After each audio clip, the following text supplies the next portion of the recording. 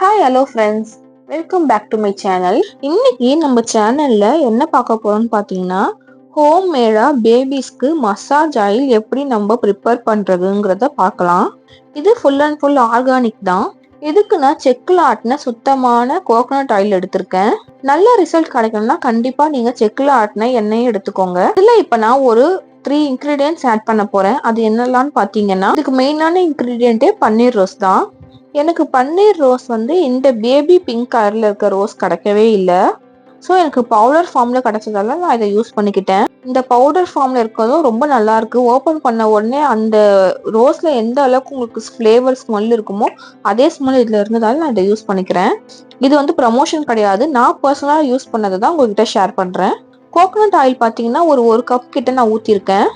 200 ml coconut oil இதில் நான் use பண்ணியிருக்கேன். அதுக்கு 2 டேபிள் ஸ்பூன் பன்னீர் ரோஸ் பவுடர் போட்டிருக்கேன். உங்களுக்கு இந்த மாதிரி பேபி பிங்க் கலர்ல பன்னீர் ரோஸ் கிடைச்சிருந்தா கண்டிப்பா நீங்க அதை நல்லா ஒரு 4-5 டைம் வாஷ் பண்ணிட்டு நிழல்லையே காய வச்சுட்டு இது கூட நீங்க அப்படியே ஆட் பண்ணிக்கலாம்.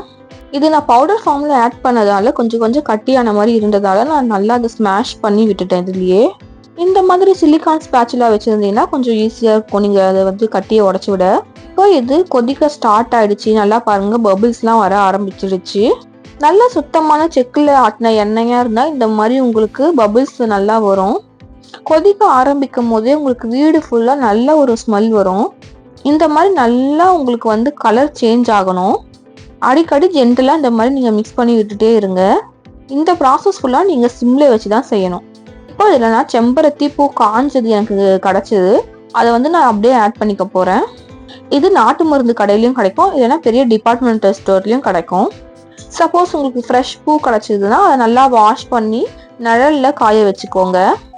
காய வச்சுட்டு இந்த மாதிரி கசக்கி இதில் ஆட் பண்ணுங்க. இதில் போடும் போதே பாருங்க எப்படி பொரியுதுன்னு சொல்லிட்டு.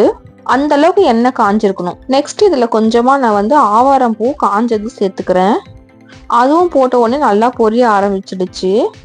ஆவாரம் பூ எதுக்கு ஆட் பண்றோம்னு பார்த்தீங்கன்னா, ஸ்கின்ல எதனா அலர்ஜி இருந்தாலும் போகும், ஸ்கின்ல அலர்ஜி வராமலும் பார்த்துக்கும்.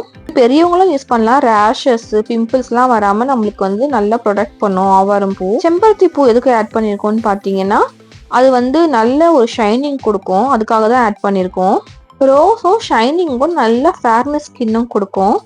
இது போட்டு ஒரு 5 நிமிஷம் மட்டும் கொதிக்க விட்டுட்டு உடனே நீங்க ஆஃப் பண்ணிடுங்க. ஆஃப் பண்ணிட்டு உடனே ஒரு லிட்டு போட்டு மூடக்கூடாது. அது நல்லா ஆறுனதுக்கு அப்புறம் ஒரு லிட்டு போட்டு ஓவர் நைட் அப்படியே விட்டுருங்க. நெக்ஸ்ட் டே மார்னிங் பார்த்தீங்கன்னா எனக்கு ஆயில் நல்லா தெளிஞ்சு வந்திருக்கு. இதை ஒரு கிளாஸ் கண்டெய்னர்ல நான் ஸ்டோர் பண்ணி வச்சுக்க போறேன். இப்போ அதுக்கு நல்ல ஒரு வடிகட்டி எடுத்துக்கோங்க. அந்த வடிகட்டி வச்சு நல்லா நீங்க ஃபில்டர் பண்ணி எடுத்து வச்சுக்கணும். நான் ஃபில்டர் பண்ணும் போதே பார்த்தீங்கன்னா நல்ல ஒரு ஸ்மெல் வருது. இது என்னோட பேபிக்கு ஃபேர் ஸ்கின்காகவும் க்ளோ ஸ்கின்காகவும் அதே மாதிரி ரேஷஸ்லாம் எதுவுமே வராமல் இருக்கிறதுக்காகவும் நான் இதை யூஸ் பண்ணுறேன் மசாஜ் ஆயிலா. இது குழந்தைங்கள்ல இருந்து பெரியவங்க வரைக்கும் யூஸ் பண்ணலாம் கண்டிப்பா. இது என்னோட பெரிய பாப்பாக்கும் நான் யூஸ் பண்ணுறேன். இதை ஒரு 3 month பேபிலேருந்து நம்ம யூஸ் பண்ணலாம். ஃபேஸுக்கு போடும் போது மட்டும் நீங்கள் பார்த்து யூஸ் பண்ணுங்க, கண்ணுக்குள்ளே படாமல் நீங்கள் யூஸ் பண்ணணும். இந்த சக்கையை நான் வேஸ்ட் பண்ண மாட்டேன். இதை என்னோட ஹேருக்கு நான் ஹேர் பேக் மாதிரி யூஸ் பண்ணிப்பேன்.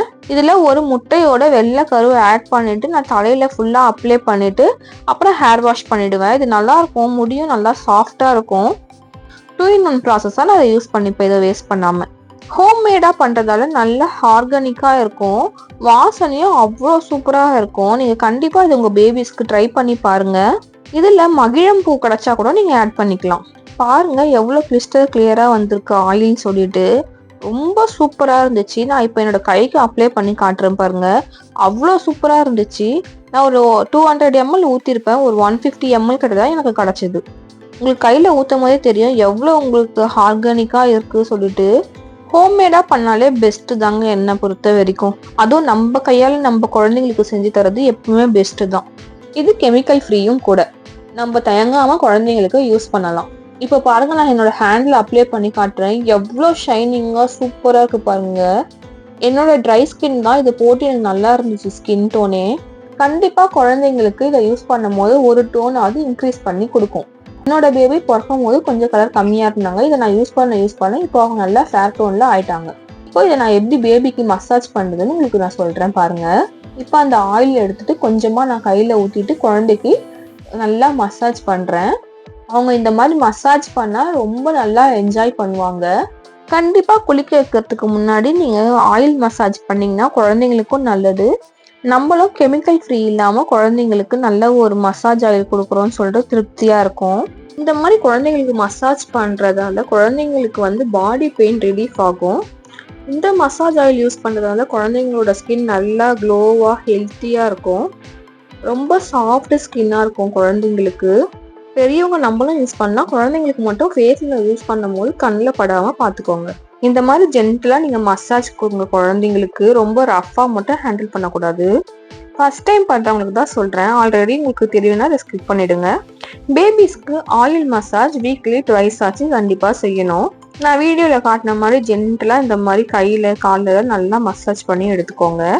நீங்க இயர்லியாவே குழந்தைக்கு இந்த மசாஜ்லாம் பண்ண ஆரம்பிச்சிட்டீங்கன்னா அவங்க வளர வளர இதை கோஆப்ரேட் பண்ணுவாங்க நம்மளுக்கு மசாஜ் பண்ணும்போது. என்னோட பேபி இந்த மாதிரி மசாஜ் பண்றதை ரொம்ப நல்லா என்ஜாய் பண்ணுவாங்க. அவங்களுக்கு இது ரொம்ப பிடிச்ச பாட்டும் கூட. இந்த மாதிரி நல்லா குழந்தைங்களுக்கு மசாஜ் பண்ணிட்டு நல்லா ஹாட் வாட்டர்ல குளிக்க வச்சுட்டு தூங்க வச்சிங்கன்னா கண்டிப்பா ஒரு 2 hours நல்லா செமையா தூங்குவாங்க. இந்த மாதிரி ஆயில் மசாஜ் பண்ணும்போது உங்க குழந்தைக்கு சளி ப்ராப்ளம் இல்லை வீசிங் ப்ராப்ளம் இருந்துச்சுன்னா லைட்டா சூடு பண்ணிட்டு கூட நீங்க தேய்ச்சி பார்க்கலாம். ஆல்ரெடி கோல்டு காஃப் அப்படி இல்லைன்னா ஃபீவர் இருந்துச்சுன்னா ஆயில் மசாஜ் பண்றதை அவாய்ட் பண்ணிடுங்க. நார்மலா குழந்தை இருக்கும் போது மட்டும் நீங்க ஆயில் மசாஜ் பண்ணுங்க.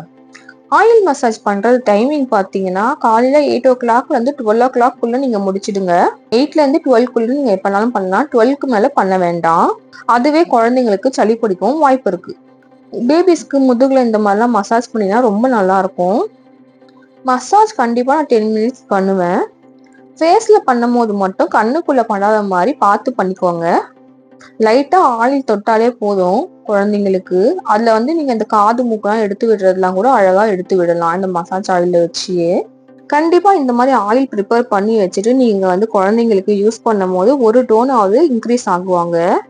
ஆயில் மசாஜ் ஸ்டார்ட் பண்றதுக்கு முன்னாடியே நீங்க ஹாட் வாட்டர் ப்ரிப்பேர் பண்ணி வச்சிடுங்க. பாருங்க நோஸ் கிட்டலாம் இந்த மாதிரி நான் நல்லா மசாஜ் பண்ணி கொடுத்துக்கிறேன். மூக்கு கொஞ்சம் சப்பையா இருந்ததா இந்த மாதிரி நீங்க பண்ணீங்கன்னா கொஞ்சம் மூக்கு எடுத்து கொடுக்கும் குழந்தைங்களுக்கு. வாய்க்கிட்டே இந்த மாதிரி நீங்க மசாஜ் பண்ணணும். இது எங்க பாட்டி எங்க அம்மாவுக்கு சொல்லி கொடுத்து எங்க அம்மா எனக்கு சொல்லி கொடுத்த மெத்தடு. ஆயில் மசாஜ் பண்ணிட்டு உடனே நீங்க குழந்தைய குளிக்க வைக்கிறது தான் நல்லது. ஏன்னா ஒரு சில குழந்தைங்களுக்கு சளி பிடிக்கவும் வாய்ப்பு இருக்கு. நெக்ஸ்ட் ஒரு முக்கியமான மெத்தட் என்னன்னு பாத்தீங்கன்னா வீட் ஃபிளார் கோதுமை மாவு இருக்குல்ல அதுல வந்து காய்ச்சாத பாலை ஊற்றி இந்த மாதிரி நல்லா மிக்ஸ் பண்ணிக்கணும். இது கூடவே பாலோட ஆர்டர் இருந்தாலும் இதுல போட்டு நீங்க நல்லா மிக்ஸ் பண்ணிக்கலாம். ஒரு தோசை மாவு கன்சிஸ்டன்சில நீங்க இதை வந்து கலந்து எடுத்துக்கணும். ஆயில் மசாஜ் பண்ண உடனே இதுல போட்டு நீங்க நல்லா குழந்தை உடம்புல தேய்ச்சிங்கன்னா குழந்தைக்கு வந்து எந்த இடத்துல கருப்பா டேன் ஆயிருந்தாலுமே அது வந்து கொஞ்சம் கொஞ்சமா உங்களுக்கு ரிமூவ் ஆகுது நீங்க பார்க்கலாம். இந்த மெத்தடை பெரியவங்களும் செய்யலாம். நமக்கு கழுத்துல கையிலலாம் டேன் ஆயிருந்துச்சுன்னா இந்த மாதிரி கோதுமை மாவுல காய்ச்சாத பாலை மிக்ஸ் பண்ணி போட்டு நீங்க நல்லா ரப் பண்ணி எடுத்தீங்கன்னா அந்த டேன் கொஞ்சம் கொஞ்சமா உங்களுக்கு ரிமூவ் ஆகும். இது செம்ம எஃபெக்டிவான மெத்தடு. கண்டிப்பா குழந்தைங்க வந்து டேனா இருந்தாங்கன்னா நீங்க வந்து ட்ரை பண்ணலாம். இது குட்டி குழந்தைங்க மட்டும் இல்ல 10 வயசு குழந்தை வரைக்கும் நம்ம இந்த வந்து ட்ரை பண்ணி பார்க்கலாம். கண்டிப்பா அவங்க வந்து கலர் ஒரு டோனாவது இன்க்ரீஸ் ஆகுவாங்க. இந்த சீக்ரெட் எனக்கு என்னுடைய அம்மா சொல்லி கொடுத்தது தான். என்னுடைய பெரிய பாப்பாக்கும் இந்த மாதிரி போட்டு அவங்க ஒரு டோன் இன்க்ரீஸ் ஆகியிருக்காங்க. கண்டிப்பா இதுல வீட்டுல அரைச்ச கோதுமை மாவு தான் நீங்க யூஸ் பண்ணணும். கடையில வாங்கின கோதுமை மாவு கண்டிப்பா நீங்க இதுல யூஸ் பண்ணவே கூடாது. ரேஷன் கோதுமையா இருந்தாலும் பரவாயில்ல, நீங்க அரைச்சி வச்சுட்டு அதுதான் நீங்க யூஸ் பண்ணணும். அவ்வளவுதான். இந்த மாதிரி மசாஜ் பண்ண உடனே நீங்க குழந்தைய ஜென்டலா குளிக்க வச்சுடுங்க. ஒரு மைல்டான ஹீட்ல குளிக்க வச்சுட்டீங்கன்னா அவங்க நல்லா ஃபேர் டோன் ஆகுவாங்க. ஃபேர் டோன் தான் அழகுன்னு நான் சொல்ல வரல. எண்ட் ஆஃப் த டே பார்த்தீங்கன்னா நம்ம குழந்தையும் ஃபேரா இருக்கணும்னு எல்லா அம்மாவும் ஆசைப்படுற மாதிரி தான் நானும் ஆசைப்படுறேன். இந்த மசாஜ் எல்லாம் முடிச்ச உடனே குழந்தைய நம்ம குளிக்க வச்சிடணும். குழந்தைங்களுக்கு ரொம்ப ஹாட் வாட்டரும் ஊற்றக்கூடாது, ரொம்ப கூல் வாட்டரும் ஊற்றக்கூடாது. நம்ம கை வச்சு பார்த்தோன்னா கை பொறுக்கிற அளவுக்கு சூடு இருக்கணும். வெதப்பு தன்மைன்னு சொல்லுவாங்க இல்லையா, அந்த அளவுக்கு சூடு தான் குழந்தைங்களுக்கு எப்பயுமே ஊற்றணும். கண்டிப்பா குழந்தைங்க உடம்புல நம்ம தண்ணி ஊற்றுறதுக்கு முன்னாடி ஃபர்ஸ்ட் நம்ம கையில காலில் ஊற்றி பார்த்ததுக்கு அப்புறம் தான் குழந்தைங்க உடம்புல நம்ம தண்ணி ஊற்றணும். அந்த மாதிரி தண்ணி ஊற்றி குளிக்க வச்சதுக்கு அப்புறம் சோப் போட்டு தான் குளிக்க வைப்பேன். சோப் போட்டு குளிக்க வச்சதுக்கு அப்புறம் நான் வீட்லயே ப்ரிப்பேர் பண்ற குளியல் பொடி யூஸ் பண்ணி குழந்தைய நான் குளிக்க வைப்பேன். என்னோட வீடியோ பிடிச்சினா லைக் பண்ணி ஷேர் பண்ணி சப்போர்ட் பண்ணுங்க. அப்படியே சப்ஸ்கிரைபும் பண்ணுங்க. பாய்.